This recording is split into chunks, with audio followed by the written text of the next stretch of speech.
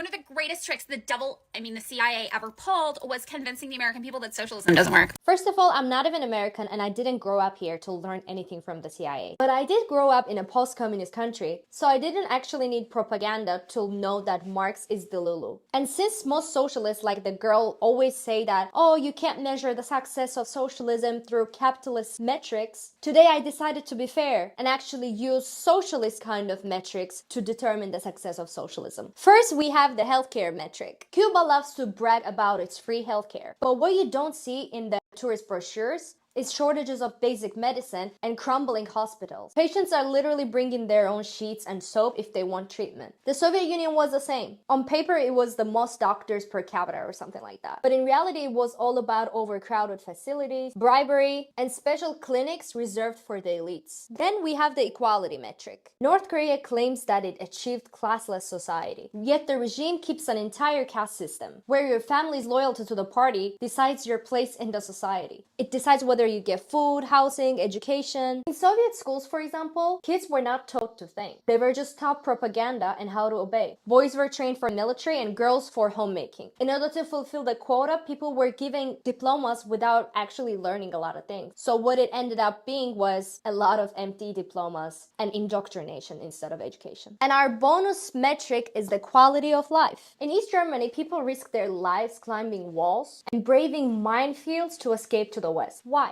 Because the life under socialism meant shortages, poor quality foods, and constant surveillance. In the USSR by 1960s, only 65% of the homes have refrigerators, while these numbers were more than 90% in the United States. And in North Korea, even today, food and electricity shortages are very common. It's part of the daily routine. So this is what quality of life looked like. So my friend, even by the so-called socialist metrics, socialism fails. Thank you.